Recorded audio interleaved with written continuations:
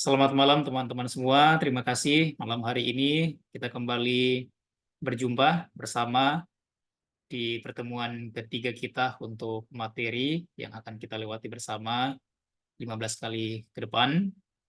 Semoga kita semua dalam keadaan sehat ya. Teman-teman yang ada di Jakarta, di Bandung, di Makassar, di Pontianak juga ada Pak Sudarsono. Semoga teman-teman semua bersama dengan keluarga tetap dalam keadaan sehat. Sebelum kita memulai pertemuan ketiga kita malam hari ini, saya ingin kembali mereview dua materi terakhir yang sudah kita pelajari bersama. Apakah ada yang ingin ditanyakan untuk materi kedua yang sudah kita lewati, teman-teman? Sepertinya semuanya aman ya.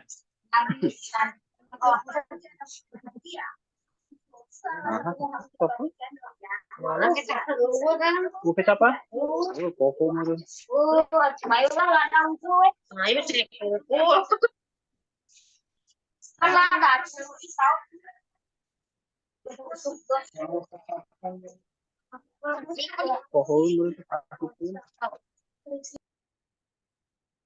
Oke, jadi malam hari ini kita akan berbicara satu topik yang sangat fundamental ya. Jadi topik ini sebenarnya sangat penting. Kalau melihat dari judulnya mungkin sangat simpel, tetapi ini bagian yang sangat penting juga dalam proses pencatatan dan juga penggolongan transaksi laporan keuangan, yang mana kita akan mengenal dan mengetahui posisi yang sebenarnya untuk penempatan debit dan kredit, dan mengapa debit dan kredit posisinya ada di sebelah kiri untuk debit, dan kredit kenapa ada di sebelah kanan ya. Dan adapun tingkat pembelajaran yang ingin kita capai bersama, yaitu memahami dan menguasai konsep debit dan kredit, juga kemampuan teknikal untuk mencatat transaksi dengan teknik akun. Untuk materi yang hendak kita capai di materi ini, yang pertama itu transaksi usaha. Kita akan mengetahui apa-apa saja yang mempengaruhi laporan keuangan lewat transaksi usaha. Kemudian kita akan mengetahui dari sisi akunnya juga, akun-akun apa saja yang berpengaruh, kemudian aturan debit dan kredit, kemudian juga bagian akun, pencatatan dengan akun, dan juga sedikit kita akan membahas tentang buku besar. Teman-teman, di sini saya sampaikan sedikit untuk pengertian dari transaksi usaha. Transaksi usaha adalah pertukaran kejadian atau peristiwa yang mempengaruhi posisi keuangan perusahaan, yang artinya mengakibatkan berubahnya jumlah atau komposisi persamaan akuntansi ya. Di sini saya tampilkan salah satu contoh, katakanlah PT XYZ ya. Kalau kita melihat di contoh pertama di tanggal 1 Januari 2024 di tahun ini ya, PT XYZ mencatat persamaan dasar akuntansi itu di tanggal 1 Januari 2024 ada dua yang berpengaruh ya terhadap persamaan dasar akuntansinya. Yang pertama itu dari sisi kas dan juga dari sisi modal ya. Jadi ini adalah kejadian yang dicatat oleh PT XYZ di tanggal 1 bulan 1 2024. Pertanyaannya, apakah transaksi ini sewaktu-waktu bisa berubah? Atau apakah transaksi ini sewaktu-waktu memiliki nilai yang sama? Misalkan di tanggal 31 Januari nanti, apakah nilai 100.000 itu akan sama dengan nilai awalnya? Nah, itu tergantung pada saat apakah PT XYZ ini melakukan transaksi di bulan itu atau tidak, ya begitu. Nah, ketika dia melakukan transaksi di bulan Januari, otomatis aset daripada PT XYZ ini sewaktu-waktu pasti bisa berubah. Dari kasnya tadi 100 pasti suatu waktu bisa berubah. Nah, apa saja yang mempengaruhinya? Di sini saya ada catat, ada 3 hal ya yang saya catat. Saya coba untuk menampilkan dulu untuk bullpoint-nya, mudah-mudahan bisa.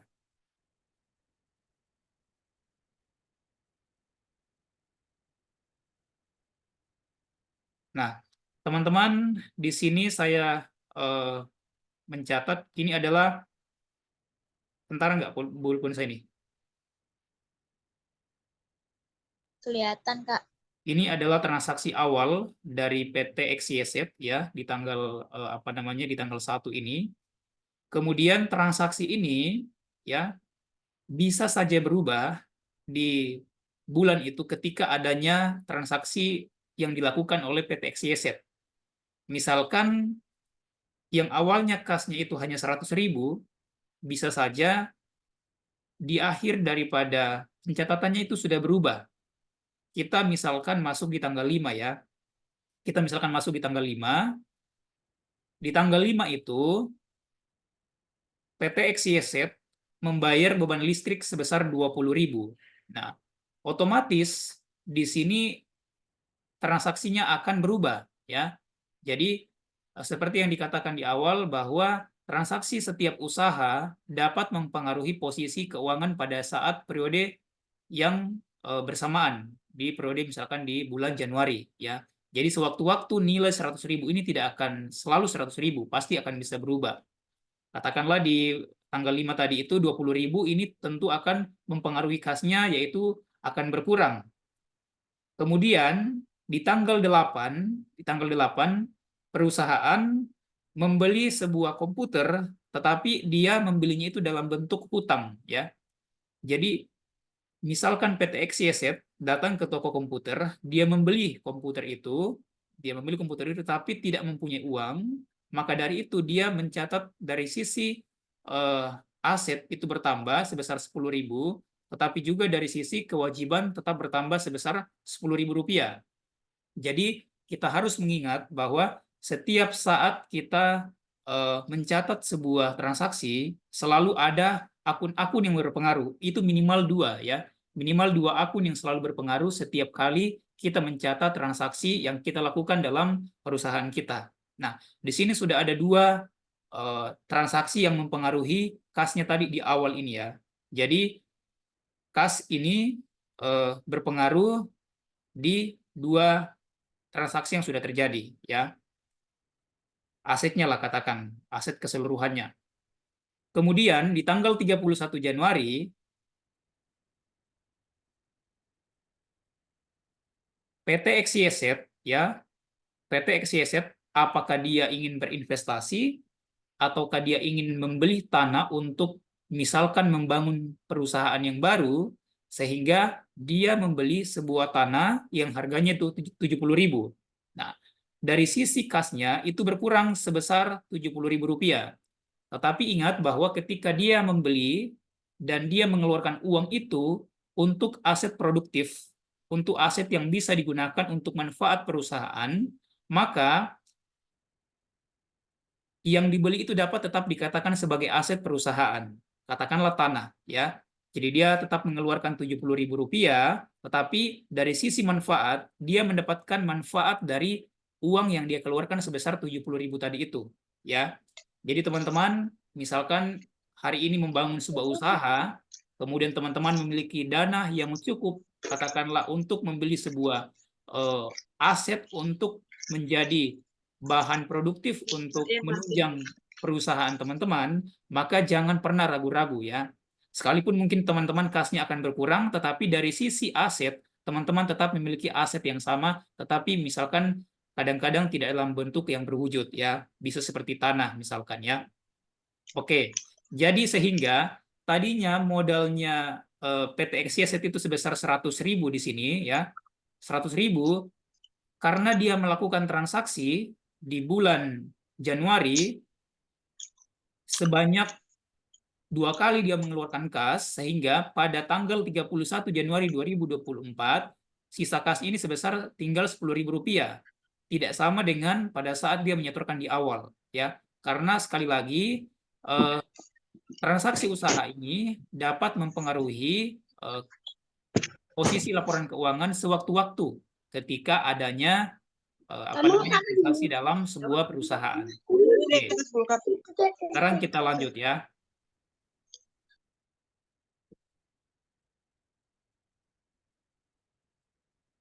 Sampai di sini, teman-teman paham untuk yang slide ini? Paham, Kak. Oke, Paham. kita lanjut ya. Nah, ini kembali saya jelaskan. Wah, apa ini ya? Kok ada ini ya? Lupa dihapus.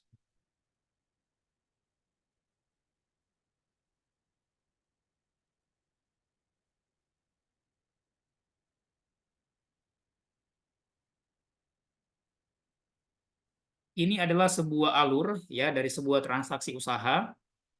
Ini tidak bosan-bosannya saya tampilkan kepada teman-teman semua supaya kita bisa mengerti dengan alur daripada transaksi yang kita lakukan dalam perusahaan. Jadi di awal sudah saya katakan bahwa ketika misalkan kita punya uang katakanlah 1 juta rupiah, nah, uang 1 juta rupiah itu kita gunakan untuk membeli apa? Misalkan uang 1 juta itu kita membeli sesuatu dan langsung habis untuk misalkan kebutuhan bisnis perusahaan itu sendiri. Nah, otomatis untuk menilai transaksi yang sudah kita lakukan itu, maka kita perlu mengidentifikasi apa yang sudah kita beli, ya. Dengan data yang sudah kita identifikasi tersebut, kita akan mengukur dan kita akan mencatatnya, ya. Kemudian kita akan menggolongkan transaksi itu apa yang sudah kita beli itu dia masuknya misalkan apakah ini masuknya sebagai aset saya membeli sesuatu untuk aset, ataukah saya mengeluarkan uang saya ini untuk membeli sesuatu katakanlah membayar gaji karyawan saya. Kan bisa jadi begitu. Nah, sehingga ketika kita mencatat transaksi itu, kita kemudian akan menggolongkan, kemudian mengisarkan, kemudian barulah jadi sebuah laporan akuntansi. Ya, jadi laporan akuntansi di sini ya, laporan akuntansi di sini akan jadi ketika transaksi ini kita lengkap. Ya, kalau misalkan kita mau buat laporan keuangan, kemudian transaksi kita tidak ada, ya bagaimana kita mau buat laporan keuangan? Ya kan tidak bisa. Laporan keuangan itu kan tidak bisa dibuat atas dasar kita mengada-ngada atau kita membuat sebuah logika, nggak bisa. Ya, akuntansi itu dibuat, laporan akuntansi itu dibuat berdasarkan data, berdasarkan transaksi yang kita lakukan dengan misalkan uang yang ada sama kita. Jadi kita nggak bisa bilang, oh laporan akuntansinya buat saja misalkan asetnya 1 juta, kemudian modalnya 1 juta, itu kan seimbang, oh nggak bisa begitu. Ya, jadi kalau misalkan kita punya uang 1 juta, kita gunakan uang itu untuk apa uang itu kita masukkan di dalam transaksi. Ya di sini. Lewat transaksi itulah kita akan catat, kemudian nanti akan nampak di laporan akuntansi itu. Oh uang 1 juta itu saya pakai untuk bla bla bla bla untuk membiayai perusahaan bla bla bla bla. Nah, sehingga ketika kita sudah menghasilkan laporan akuntansi ini, maka di sini kita akan menganalisis ya. Kita akan menganalisis dan dapat informasi akuntansi itu dapat menjadi informasi yang berguna baik bagi internal perusahaan maupun juga pengguna informasi yang lain seperti pihak eksternal, katakanlah seperti kreditor atau debitur ya. Saya jelaskan kembali kenapa pihak kreditur membutuhkan laporan akuntansi kita. Teman-teman ada yang bisa bantu saya? Kenapa pihak kreditur membutuhkan laporan akuntansinya kita?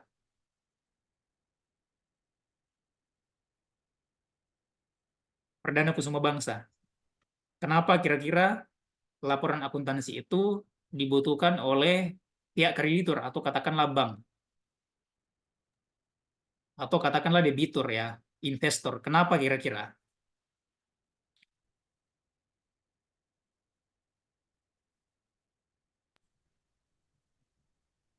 Halo? Gimana Kak, bisa diulang? Kenapa laporan akuntansi kita itu sangat penting dibutuhkan oleh pihak kreditor seperti bank atau mungkin juga debitur, investor? mencoba menjawab ya Kak ya. Boleh, siap. Untuk mengetahui gimana cara mengelola keuangan yang ada di perusahaan tersebut. Jadi tahu kayak keluar masuknya uang itu seperti apa. Mungkin seperti itu. Oke, terima kasih Daniar. Ada lagi teman-teman yang mau berargumentasi? Untuk Saya ingin mengetahui, menjawab ya. Boleh, silakan. Eh, karena kreditur berkepentingan bahwa uangnya itu akan kembali. Kalau dari laporan keuangan kelihatan perusahaan tidak sehat, kemungkinan dia tidak akan memberikan tambahan eh, kucuran kredit. Itu aja. Makasih, Oke, Pak. terima kasih Pak Sudarsono. Ada lagi teman-teman? saya Boleh Pak Rahmat? untuk mengetahui bagaimana kemampuan perusahaan dalam rangka pembayaran pinjaman kalau Oke, untuk kreditor. siap ya. Oke, terima Ya, kasih. Oke, terima kasih ya teman-teman ya. Jadi, benar sekali apa yang sudah disampaikan teman-teman tadi ya. Jadi laporan akuntansi itu sebenarnya banyak fungsinya teman-teman ya. Dan banyak peruntukannya juga.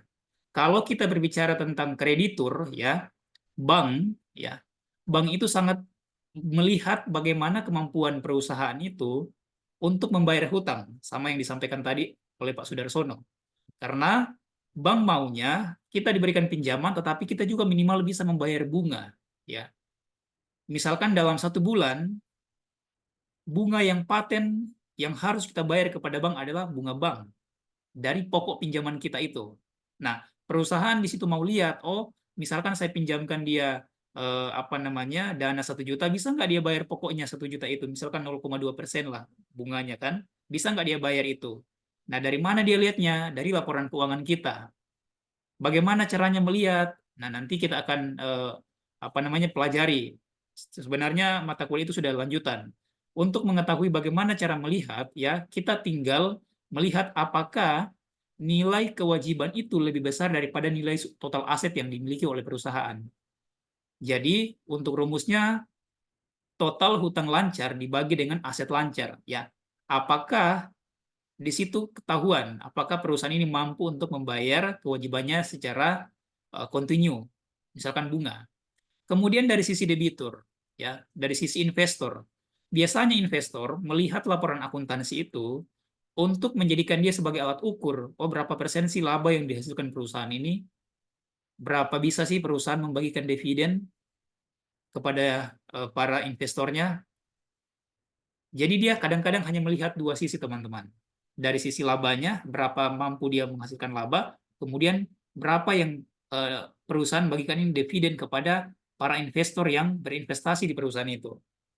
Kemudian laporan akuntansi juga sangat berfungsi buat para karyawan. Sangat sangat dibutuhkan oleh karyawan. Kenapa? Karena seorang karyawan perlu tahu, oh dengan estimasi dana perusahaan saya masih ada sekitar 200 juta katakanlah. Kemudian utang kepada untuk membayar gaji staf dan lain-lain katakanlah mungkin 100 juta. Oh masih cukup, ya. Jadi ketika misalkan laporan akuntansi itu tidak ada, teman-teman sudah bisa bayangkan bagaimana perusahaan akan bisa maju, ya. Oleh karena itu, laporan akuntansi yang akurat dan juga terpercaya itu sangat dibutuhkan oleh orang-orang para pengguna informasi akuntansi itu sendiri. Dan itu dimulai dari kita sebagai seorang akuntan untuk menyusun laporan akuntansi itu. Ingat bahwa kita nggak bisa membuat laporan akuntansi itu hanya mengada-ngada, ya. Bahwa saya mau taruh ini di posisi debit 1 juta, kemudian di posisi kredit 1 juta supaya seimbang, nggak boleh seperti itu ya. Jadi harus ada datanya yang real supaya kita bisa mencatat laporan keuangan itu. Oleh karena itu sangat disarankan bagi teman-teman mungkin yang hari ini menjalankan sebuah usaha, saya menyarankan untuk teman-teman memiliki satu staf accounting ya. Jadi teman-teman sebagai owner jangan menjalankan bisnis itu sendiri ya. Karena teman-teman akan kewalahan. Carilah satu orang yang bisa teman-teman percaya untuk minimal membuat sebuah daftar pengeluaran dan juga pemasukan, kemudian catat itu dengan nota-notanya juga. Ya, itu perlu, sangat perlu sekali.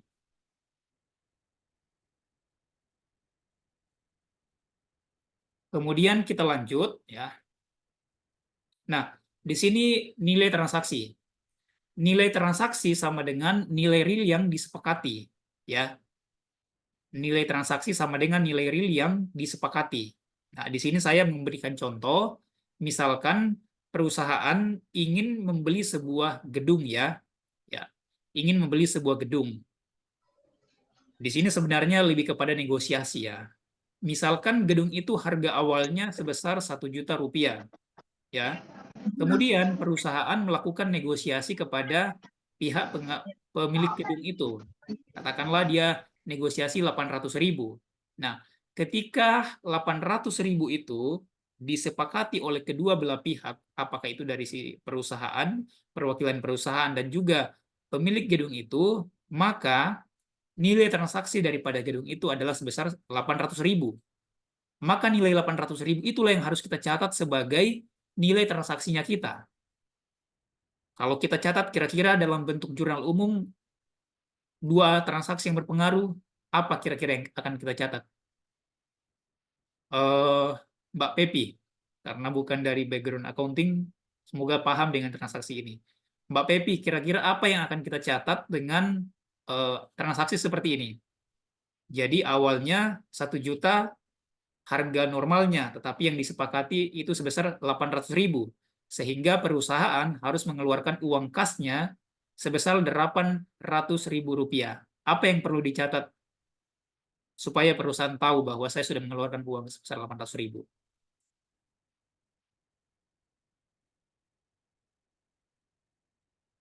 Halo Mbak Pepi?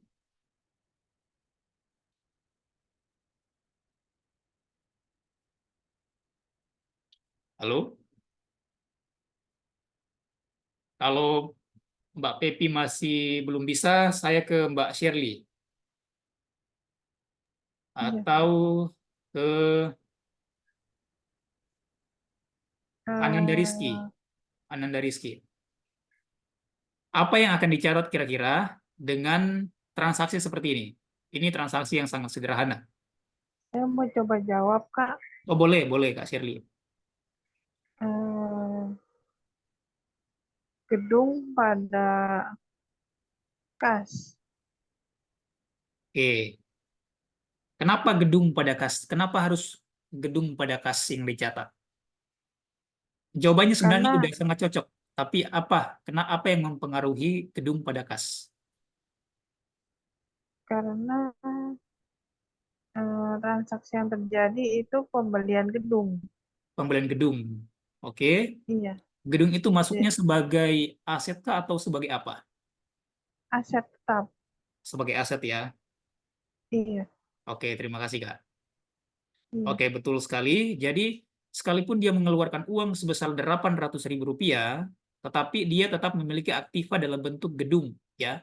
Dia memang mengeluarkan uang 800.000. Kasnya di tangan itu nggak ada lagi 800.000 itu, tapi dari sisi yang lain dia punya gedung yang bisa dia manfaatkan sebagai misalkan membuka apa namanya cabang baru untuk perusahaan itu sendiri, ya. Jadi itu adalah nilai realnya yang harus dicatat, bukan lagi sebegitu ya. Kemudian kita lanjut. Nah, di sini kita masuk dalam tahapan akun ya. Tahap kedua dalam proses akuntansi adalah pencatatan dan penggolongan transaksi ya. Sebelumnya sudah dilakukan pencatatan dalam bentuk tabel dengan menggunakan persamaan akuntansi.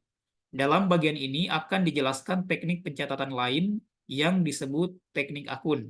Nah, dalam bagian ini akan dipahaminya aturan debit dan kredit ya. Teman-teman jujur, pada saat saya kuliah di awal juga akuntansi, bahkan kemarin di SMA, saya sempat bingung dan bertanya, kok aset itu debit pada saat dia bertambah, kok ada kredit, gitu kan? Maksudnya di sisi kiri dan kanan, saya masih bingung-bingung juga teman-teman waktu itu. Saya bertanya kurang lebih sampai semester 2 di mahasiswa saya bertanya seperti itu ya. Kok bisa debit dan kredit itu posisinya seperti itu? Aturannya dari mana? Itu akan nanti kita pelajari sama-sama. Pencatatan akuntansi sekali lagi digunakan dengan teknik akun dan menggunakan konsep dasar persamaan akuntansi. Nah, teman-teman di sini ada 4 transaksi kejadian ya yang saya ingin sampaikan. Ini adalah persamaan dasar akuntansinya, teman-teman, yang tidak bisa kita hapuskan, dan ini paten ya. Ingat, ini adalah persamaan akuntansi, aset sama dengan liabilitas tambah dengan modal. Nah, tugas kita sebagai seorang akuntan, kita mau supaya transaksi yang kita lakukan dalam perusahaan kita masing-masing itu, transaksi itu masuk di dalam persamaan akuntansi dan sesuai dengan pengelompokannya masing-masing. Ya, misalkan akun kas. Akun kas itu posisinya ada di aset, ya. Jadi pada saat kita membuat persamaan dasar akuntansi, maka akun kas itu harus masuk di dalam persamaan akuntansi aset, ya, teman-teman. Sama halnya juga dengan kendaraan. Persamaan akuntansi aset harus masuk dalam kendaraan, ya, karena itu masih bagian daripada aset. Kemudian untuk akun utang itu harus masuk dalam akun liabilitas di persamaan akuntansi, karena dia sifatnya adalah utang ya, yang posisinya di kredit, dan ini semua saldo normalnya saya mau sampaikan sama teman-teman. Kemudian sama halnya juga dengan modal ya. Modal ini semua adalah akun, kas, kendaraan, utang, dan modal, ini semua adalah akun. Sedangkan yang di atas adalah persamaan akuntansinya.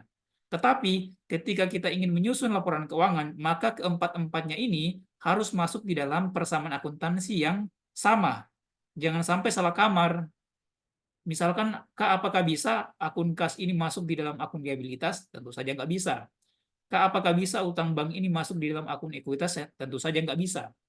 Itulah gunanya kalau misalkan kita menyewa kamar-kamar kos-kosan, itu selalu ada masing-masing, ini harganya sekian, ini harganya sekian. Ini untuk kamar cowok, ini untuk kamar cewek. Jadi nggak boleh eh, cowok masuk dalam kamar cewek. Nah, sama halnya juga dengan persamaan dasar akuntansi ini.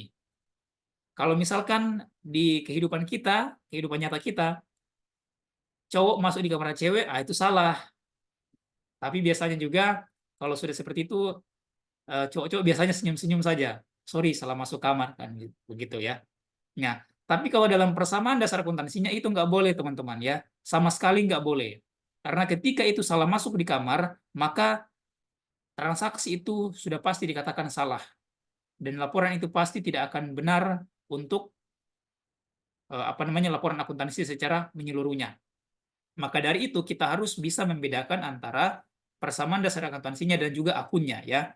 Kita harus memahami akun ini akan masuk di mana, sehingga dengan demikian kita akan lebih mudah untuk menyusun laporan keuangan. Ingat sekali lagi bahwa akun aset itu pada saat dia bertambah posisinya ada di debit ya. Akun aset teman-teman bisa pelajari, ada begitu banyak akun aset, mulai dari kas, piutang, persediaan, kendaraan, gedung tadi termasuk, tanah juga tadi termasuk, dan lain-lain. Ada begitu banyak ya. Jadi sama halnya juga dengan liabilitas, utang bank, utang usaha, utang obligasi, utang lain-lain, itu semuanya masuk dalam akun liabilitas. Sama juga dengan modal, modal awal, penambahan modal, itu semuanya masuk dalam akun ekuitas. Ya, jadi jangan sampai salah kamar, harus sesuai dengan kamarnya masing-masing. Kemudian kita lanjut. Nah, di sini untuk bentuk akun ya, pencatatan dengan teknik akun menggunakan media akun untuk mencatat dan menggolong-golongkan transaksi dalam persamaan akuntansi sebelumnya terdapat beberapa akun. Ya, di sini saya mengambil 4 contoh saja yang tadi sudah saya jelaskan di samping. Yang pertama itu kas, kendaraan, utang bank, dan juga modal aco. Ya, jadi kalau dalam dasarnya, fundamentalnya, ya, masing-masing ini memiliki akun yang akan berpengaruh terhadap misalkan perusahaan. Ya, tapi keempat akun ini tidak selalu muncul dalam perusahaan ya. Tergantung teman-teman misalkan transaksinya seperti apa. Ya, tidak harus selalu muncul kas. Kalau kas sudah pasti, tapi kendaraan, utang bank ya belum tentu juga. Kalau misalkan teman-teman bergerak di bidang jasa, ya mungkin lebih banyak di sini yang muncul akan pendapatan jasa yang berkaitan dengan jasa, mungkin seperti perlengkapan, peralatan, dan lain-lain ya. Jadi tergantung daripada aktivitas teman-teman sehari-hari dalam perusahaan. Kemudian kita lanjut.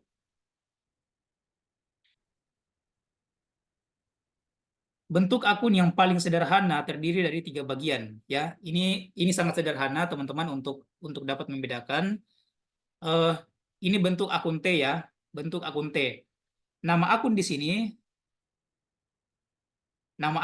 teman-teman itu adalah nama daripada misalkan kita mau mencatat tadi kas ya. Di sini kas ya, kas. Saldo normal daripada kas itu sendiri adalah ketika dia bertambah posisinya di sebelah debit dan ketika dia berkurang posisinya ada di sebelah kredit ya. Ketika dia bertambah ada di posisi sebelah debit dan ketika dia berkurang ada di posisi sebelah kredit. Akun-akun yang lain akan sama dengan akun kas ini ya. Jadi teman-teman tinggal mengganti saja namanya, misalkan akun kendaraan di sini ditulis akun kendaraan begitu ya. Akun modal semuanya diganti dengan akun modal ya. Jadi tinggal disesuaikan saja dengan nama yang tertera pada masing-masing transaksinya kita. Kemudian kita lanjut. Nah, di sini saya menampilkan pencatatan dalam bentuk akun T dan ini saya mengambil dari akun kas ya. Di sini akun kas ya lewat kegiatan si Aco yang kita pernah bahas itu ya. Di sini ada 3 kejadian yang terjadi untuk di sisi debit. Teman-teman sebelumnya apakah paham dengan model ini? Ada yang tidak paham? Saya bertanya dulu, ada yang tidak paham nggak dengan model ini?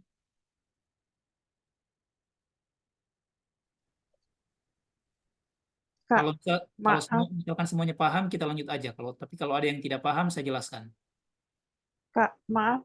Boleh? Itu yang kas sebelah kredit, saldo debit 550. Iya. Itu dapat dari mana ya, Kak? Oke, siap ya. Kalau begitu kita buka Excel-nya ya. Sabar dulu.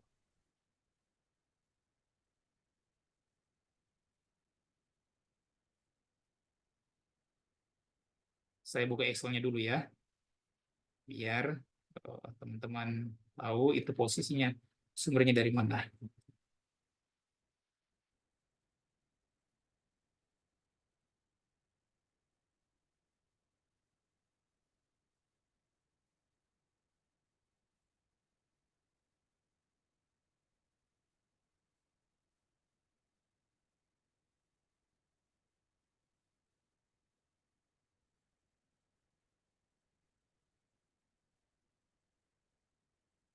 Apakah ini sudah kelihatan? Sudah Kak. Saya untuk apa namanya saya perbesar aja ya, jadi saya jadikan 2 supaya semuanya kelihatan ya.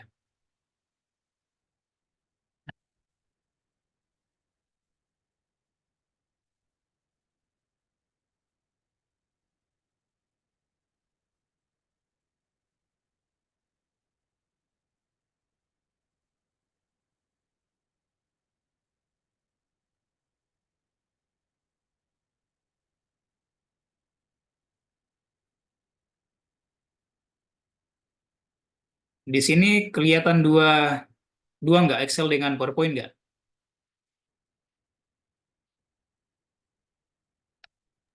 Ya, Ini Excel dan PowerPoint kelihatan ya. Nah, oke. Jadi saya jelaskan ya untuk akun 550 itu ya. Jadi kan sebelumnya kita sudah pernah bahas ya untuk apa namanya akun yang persamaan akuntansi yang ada kasus yang saya share juga kemarin di grup ya. Jadi akun 550 ini ya, itu yang ini itu kita dapatnya dari sini teman-teman ya. Jadi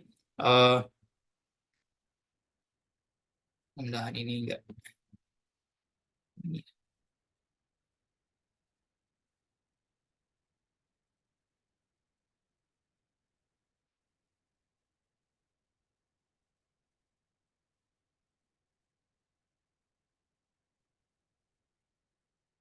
Oke. Nah, kalau kita melihat di sini ya, yang 1000 ini akun 1000, ini adalah kegiatan 1 ya di sini ya.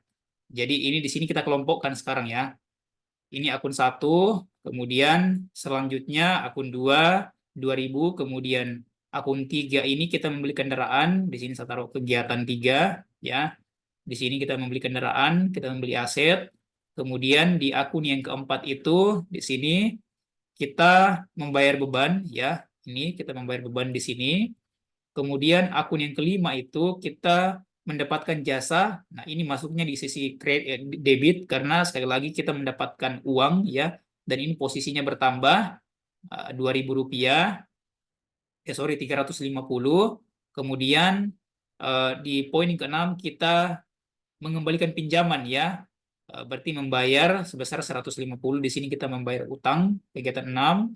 Kemudian untuk kegiatan 7 itu kita membagikan laba di sini Rp50 ya di poin ini, sehingga total akhir dari semuanya itu kas yang kita miliki adalah sebesar 550. Nah, ini sama dengan yang di dalam bentuk akun T ya. Sehingga kalau kita total seluruhnya untuk posisi debit itu ada sebesar 3.350 ya. 1.000 tambah 2.000 tambah 350 sebesar 350. Untuk posisi kreditnya itu sebesar 2.800 ya. Kalau kita jumlah semua dari atas ini beban-beban yang dikeluarkan itu sebesar 2.800. Pada saat kita total, kita kurangkan antara debit dan kredit, itu pasti hasilnya 550. Nah, di sini teman-teman ya. Ini 550. Itu Kak yang untuk posisi akun T-nya, untuk akun kasnya. Jadi untuk posisi yang lain itu sama dengan posisi akun kasnya itu ya. Jadi tinggal kita kelompokkan saja. Jadi tinggal kita masukkan, misalkan kas itu posisinya di apa namanya, pada saat dia bertambah di debit, pada saat dia berkurang di kredit. Nanti kita akan mempelajari yang lebih simpel lagi itu seperti akun bentuk kolom 4 ya. Jadi itu lebih simpel lagi. Iya, Kak. Teman-teman yang lain ada yang ingin ditanyakan untuk bagian ini? Ada yang bingung nggak dengan bentuk T ini?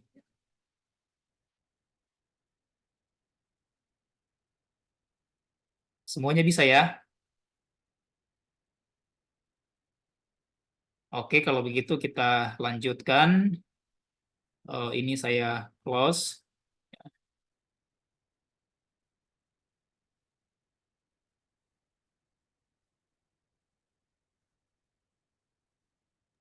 Bisa Kak, Ya, boleh.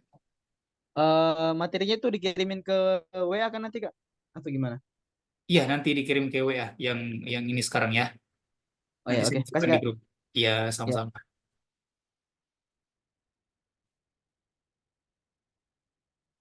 Oke, sekarang kita lanjutkan untuk materinya. Jadi, teman-teman, tadi saya sudah sempat jelaskan di awal, jadi malam hari ini kita akan banyak berbicara tentang bentuk akun saja. Kita tidak akan apa namanya berbicara tentang teknisnya. Nanti teknis itu kita akan kupas di pertemuan kelima di hari Rabu ya.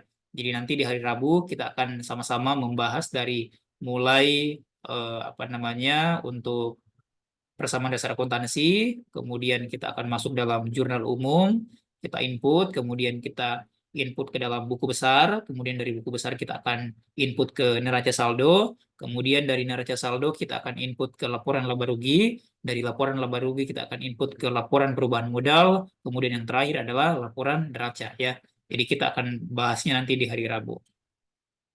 Kemudian ini adalah bentuk 4 kolom yang sangat sederhana dan ini sebenarnya lebih sangat mempermudah kadang-kadang teman-teman ketika menyusun laporan keuangan ya. Ini yang sangat paling mudah. Nah, keuntungan utama dari bentuk 4 kolom adalah dapat diketahuinya saldo akhir setiap saat ya. Setiap saat itu maksudnya seperti ini. Misalkan saldonya kita di tanggal 2 Januari itu sebesar 1.000 ya, Rp1.000.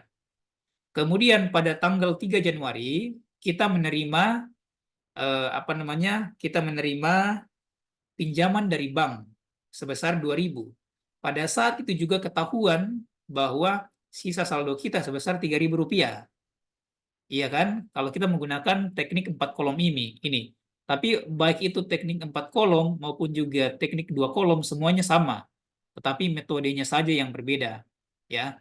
Jadi nggak ada yang berbeda teman-teman. Hasilnya tetap sama di akhir ya, 550. Jadi teman-teman mau pakai yang mana juga boleh ya. Jadi nggak ada yang beda. Ini hanya membedakan kita akan lebih apa namanya mempermudah saja. Di samping itu juga kita akan menghindari terjadinya kesalahan ketika mencantumkan saldo itu di akun neraca saldo nanti. Jadi semua akun-akun ini misalkan akun kas ya, akun kas nanti di neraca saldo ya. Saya buka Excel dulu.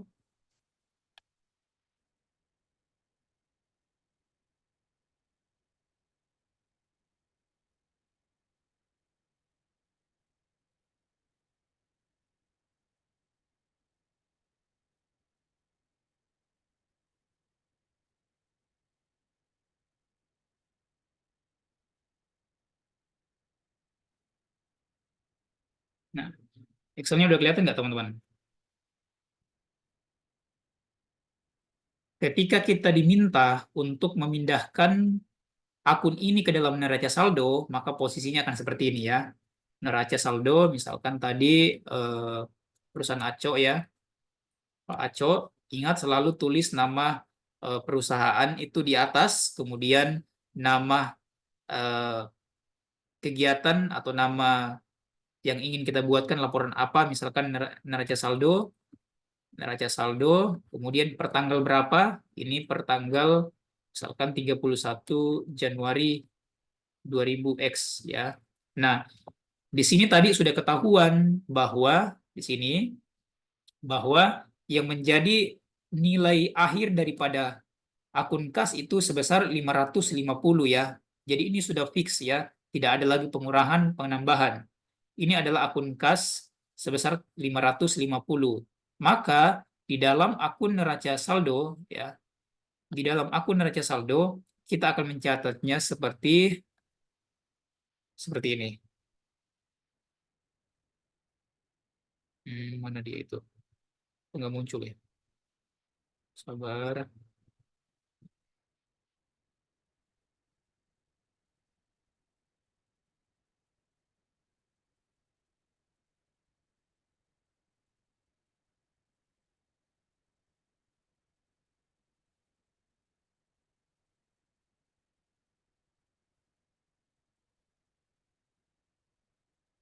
Nama, kemudian debit, kemudian kredit.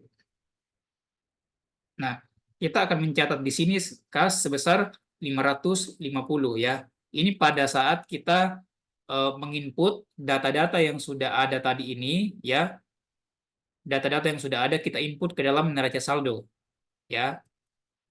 Kita tinggal input saja masuk ke dalam sini. Kemudian utang dagang ada berapa tadi, kemudian juga tanah ada berapa, gedung ada berapa, tinggal kita input nantinya pada saat nilainya sudah real ya.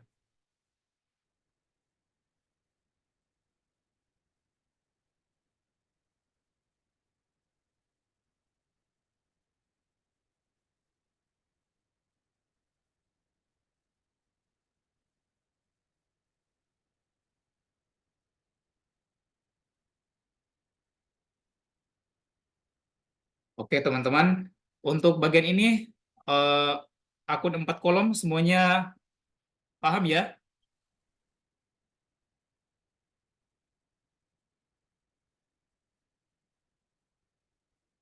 Sekarang kita masuk di selanjutnya yaitu klasifikasi akun.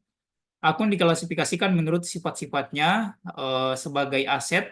Ya tadi misalkan aset itu biasanya ada kas ya. Kemudian liabilities, misalkan utang dagang. Kemudian ekuitas, misalkan ada modal awal dan penambahan modal. Kemudian pendapatan, misalkan pendapatan jasa. Dan beban, misalkan beban iklan ya. Akun-akun tersebut yang telah diklasifikasikan menurut sifatnya kemudian akan dikelompokkan lagi dalam kategori yang lebih luas yaitu penginputan ke dalam buku besar. Biasanya kalau transaksi kita banyak teman-teman ya, biasanya kalau transaksi kita banyak ada baiknya kita membuatkan dalam bentuk buku besar ya, nanti kita akan bahas. Buku besar itu gunanya untuk merincikan apa-apa saja kegiatan-kegiatan yang sudah dikeluarkan oleh perusahaan, atau juga baik itu penambahan apa saja yang sudah diterima oleh perusahaan. Jadi di dalam buku besar itu akan ketahuan, ya, lewat klasifikasi akun. Ketika kita sudah mengklasifikasikan menurut sifatnya masing-masing, oh ini akunnya kas, ya, oh ini akunnya utang, ya. Sama halnya kalau teman-teman di kantor punya lemari, kemudian ingin menyimpan sebuah arsip, ya, katakanlah, oh ini masuknya di surat masuk, ini masuknya di surat keluar, ya. Jadi akan ada klasifikasi seperti itu yang akan membantu teman-teman untuk membedakan mana akun kas, mana akun utang, mana akun misalkan beban, ya. Jadi akan dibuatkan menurut sifat-sifatnya. Dan nanti kita akan bahas di buku besar untuk secara lebih luasnya lagi. Kemudian di sini aturan debit dan kredit. Aturan ini merupakan hal baku yang harus diikuti pada waktu melakukan pencatatan akuntansi dengan teknik akun, ya. Oleh karena itu teman-teman perlu kita sekali lagi menghafal 5 rumus yang ada di dalam akuntansi itu sendiri, ya. Yang pertama itu aktiva pada saat dia bertambah posisinya di debit, ya. Ini harus kita hafal. Pada saat dia berkurang posisinya ada di kredit. Kewajiban pada saat dia bertambah posisinya ada di kredit, pada saat dia berkurang posisinya ada di debit. Modal pada saat dia bertambah posisinya ada di kredit, pada saat dia berkurang posisinya ada di debit. Pendapatan, yang keempat, pendapatan pada saat dia bertambah posisinya ada di kredit, pada saat dia berkurang posisinya ada di debit. Beban pada saat dia bertambah posisinya ada di debit, dan posisinya pada saat dia berkurang ada di kredit, ya. Jadi kita harus hafal itu karena aturan yang sudah ada itu adalah aturan yang baku, ya, dan harus kita ikuti sebagai seorang akuntan, ya. Aturan ini harus selalu diingat, ya, oleh karena tidak ada alasan yang tepat untuk menjelaskan mengapa demikian, ya. Sama halnya tadi saya jelaskan juga di awal, dulu waktu di SMA kenapa saya kok ini masuknya di akun debit, kenapa masuknya di akun kredit, ya, gitu ya. Jadi kita harus hafal kelima rumus itu, kemudian kita akan bisa memahami akuntansi secara dasar, ya, dari tekniknya. Aturan ini adalah formulir untuk mencatat penambahan dan pengurangan yang terjadi dalam pos yang bersangkutan. Ya, sekali lagi teman-teman, sebenarnya ingat bahwa akuntansi itu harus kita mindsetnya itu dulu mudah, ya. Kalau kita sudah hafal kelima senjata akuntansi itu, ya pasti saya yakin teman-teman juga akan lebih mudah untuk dapat mengaplikasikan dan mencatat akuntansi itu dalam bentuk teknik akun, ya. Oke, sekarang kita lanjut. Kita ingin melihat, ya, kita ingin melihat kembali. Ini sebenarnya sudah dijelaskan beberapa kali. Kita ingin kembali melihat aturan akun, ya, aturan akun debit dan kredit bertambah dan berkurang di dalam laporan neraca, ya. Jadi sekali lagi teman-teman harus ingat laporan keuangan itu yang sangat sederhana. Ada 3 yang biasanya kita disuruh buat. Kira-kira apa Mbak Pepi? Ada 3.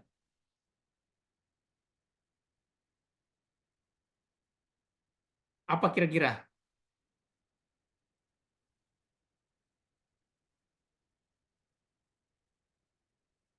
Halo? Kalau begitu, Mas Hiskia.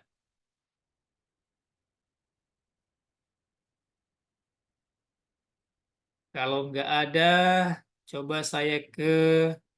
Kak, Ya, boleh. semacam laporan laba rugi ya? Bukan Ya, ya? ada 3. Jadi yang pertama itu ini neraca, kemudian apa lagi? Laba rugi, Laba rugi apa lagi? arus kas bukan? Oke, arus kas juga masuk. Itu yang paling terakhir.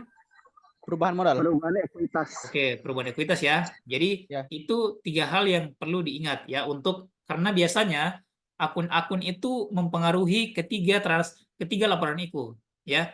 Jadi akun-akun yang kita susun di awal akan mempengaruhi ketiga laporan itu, baik itu neraca, perubahan modal, juga laporan rugi laba, ya. Jadi di sini kita bisa melihat akun aset ya pada saat dia bertambah. Jadi akun aset itu banyak ya. Coba saya catat dulu, mudah-mudahan dengan ini bisa. Akun aset itu contohnya apa sih? Misalkan kas ya. Kas ya. Aduh, jelek banget ini. Kas. Apalagi akun aset. Misalkan persediaan ya. Persediaan tanah, Persediaan. Kemudian Piutang, piutang. ah, Oke, piutang, piutang ya. Piutang di sini. peralatan, Peralatan ya. Peralatan di sini. Apalagi kira-kira eh, tanah, perlengkapan masuk juga. Kemudian tanah ya, dan lain sebagainya. Jadi banyak bentuk akun aset yang pada saat dia bertambah itu posisinya ada di debit ya. Nah, ketika dia berkurang maka posisinya ada di kredit. Teman-teman, sabar ya, saya angkat telepon dulu.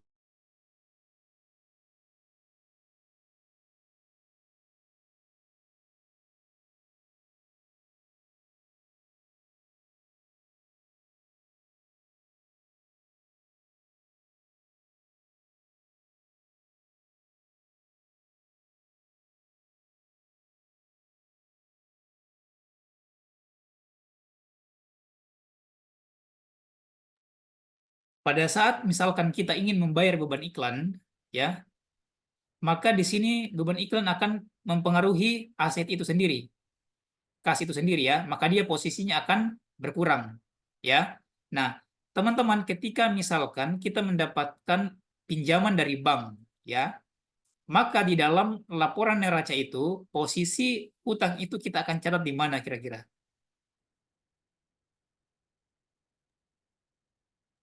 kredit, Kak. Ya, kredit ya. Jadi kita di sini akan mencatat utang ya. Utang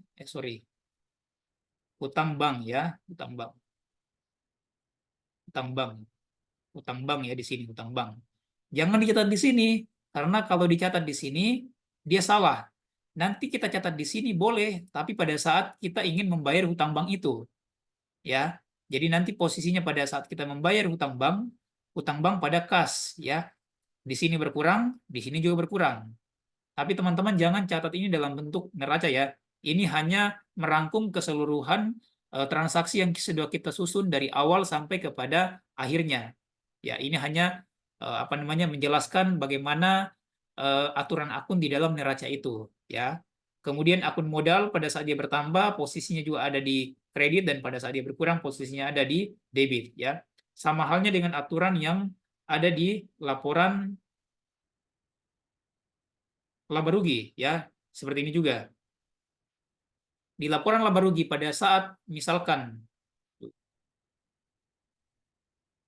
beban itu bertambah ya, beban itu bertambah maka dia posisinya ada di sini. Jangan tulis di sini ya, karena biasanya kita belum saatnya menulis di sini. Nanti ada pada saat penyesuaian kita boleh tulis akun itu di sebelah kredit ya. Nanti kita akan pelajari.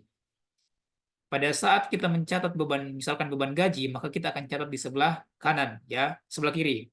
Beban gaji pada kas, ya begitu. Jadi ada dua transaksi yang selalu berpengaruh. Misalkan teman-teman punya karyawan 5, katakanlah. Teman-teman bayar gaji mereka setiap bulan, katakanlah 500.000. 5 dikali 500.000, 2.500.000. Nah, teman-teman kalau di jumlah itu, maka 2.500.000 di sini kita tulis pada kas ya sebesar 2.500.000. Itu adalah akun beban yang ada di dalam laporan laba rugi, yang maksudnya di laporan laba rugi. Kemudian akun pendapatan. Pada saat kita mendapat pendapatan, maka kita akan catatnya di sebelah kredit ya. Misalkan saya memberikan jasa kepada katakanlah Perdana Kusuma Bangsa.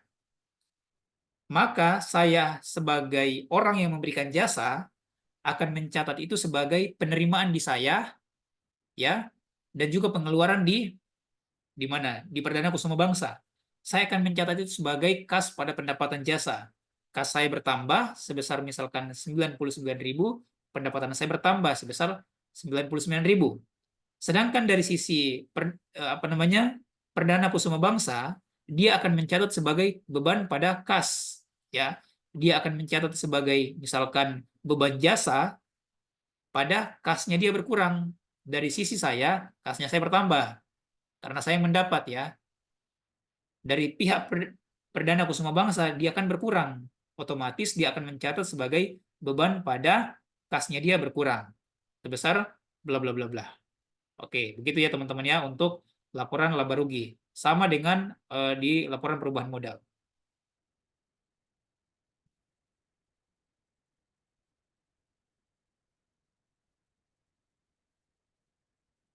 Nah, kita ada di poin terakhir, yaitu buku besar. Ya, nanti buku besar ini kita akan bahas di pertemuan kelima di hari Rabu nanti. Kita akan banyak membahas teknisnya. Saya ingin membahas teorinya saja dulu.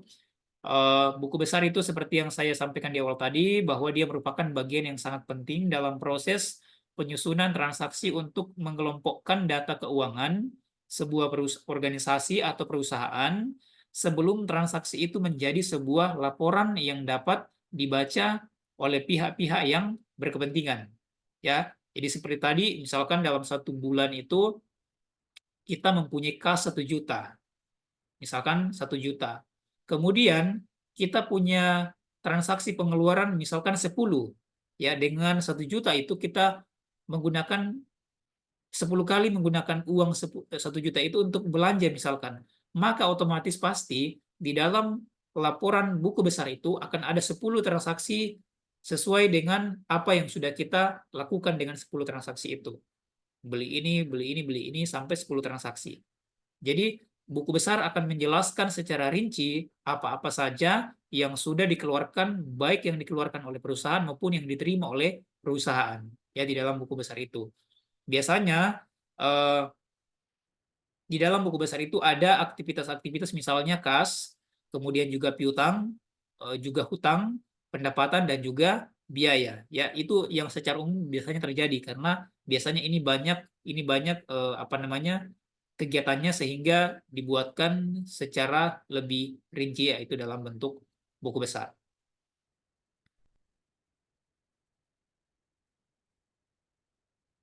Oke teman-teman, untuk pertemuan malam hari ini ada yang ingin ditanyakan sebelum kita mengakhiri?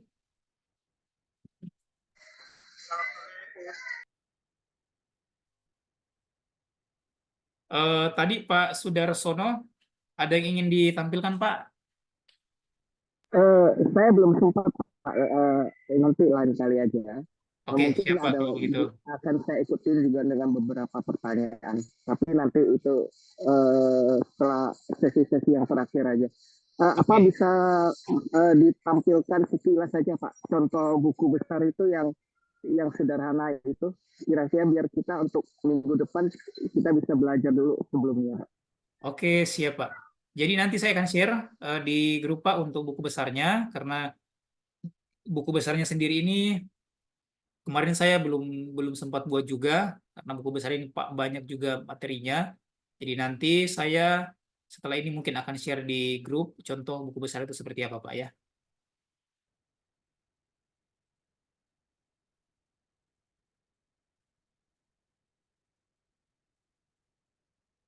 Teman-teman yang lain, apakah ada yang ingin ditanyakan terkait pertemuan kita malam hari ini?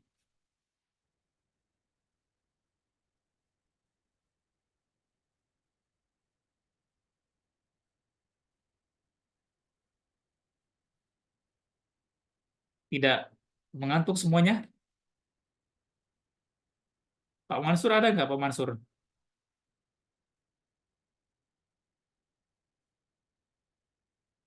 Halo?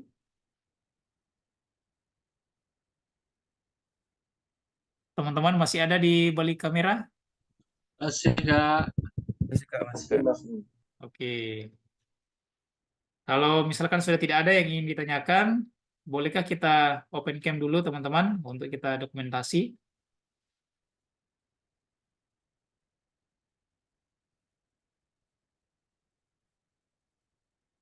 Biasanya Pak Ridwan ini ada yang ditanyakan Pak. Sudah cukup Pak. Sudah jelas Pak. Oke, siap.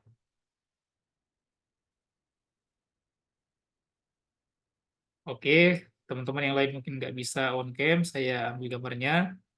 Ya, 1, 2, 3. 1, 2, 3.